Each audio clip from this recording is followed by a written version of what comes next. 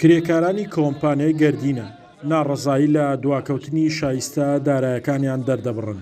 ئەوان لە بەردەم بەڕێبەراتی گشتی شارەوانەکانی گەرمیان هەڵوێستی خۆیان بەم جۆرە ڕاگەیاند و نەچوونە سەر کارەکانیان.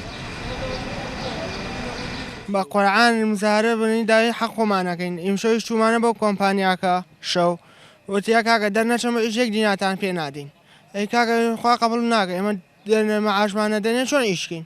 کاکە خاوەنی ئیجارین خاوەن دارۆ بەردین. ئەی وەڵی بەخوا نان و شووتیم خوارە یەکەم ڕۆژ ڕەمەزان شکارمەتی ڕۆژێکم نان و شووتی کێی خۆ داواکاری ئەمە سێ مانگ مشت پێ نەداوە سێم ناوەمە هەڵ ئیجارە مڵای مشی خۆدا مانگ ڕەمەزان خەڵک چوو بەربەرم بکە وا ئیش وا ناوێ بوو کۆمپانیەکە ئەمە سێ مانگ مشت نەداوە بمان مناڵێمە هەڵ ڕۆژێ مانگ سێ دایگەرەکە بەسەر مناڵی مشی خۆرە داواکەین لە حکوین مشەوەی بمان مشەوەی بمان.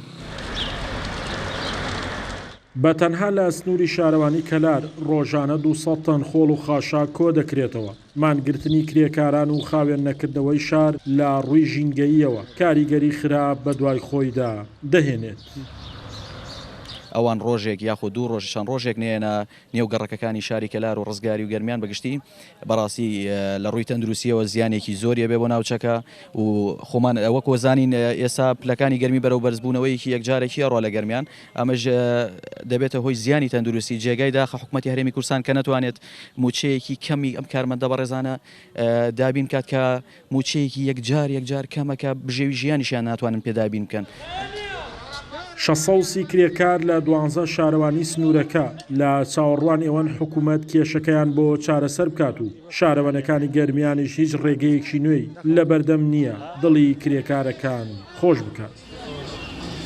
لە ڕاستیە چارەسەرەکان لای ئێمە نییە لەبەرەوە خودی گرفتەکە نەبوونی موچەی ستافی کۆمپانیای پاکەرەوەیە و وەرنەگرتنی پێشینەیە لەلایەن کۆمپانیاوە چارەسەرەکە حتمما لای بەڕێز وەزارەتی دارایی و حکوومەتی هەرێمی کوردستانە داواکارین بێنە سەرخەوت و بە زووی چارەسەری هیچ بەدیلێکمانی لەبەرەوە ئێمە وەکو شارەوانەکان و سەرجەم شارەوانەکانمان لەسەر ئاستی شارەکان و قەزاونەحەکانە ئەوەندە کەرەستە و ئالیات و پێداویستی لە بەردەستانێ بتوانێت خۆی شار پاکاتەوە. خەرج نەکردنی شایستەی دارایی کۆمپانیەکانی پاکەرەوە وابەستەی ڕێنمایەکانی وەزارەتی دارایی کراوە هەتا گۆڕانکاری لەو ڕێنمایانەش نەکرێت ئەم کێشەیە بەردەوام دەبێت. شاخەوان محەممەد، کورسات نیوز، کەلار.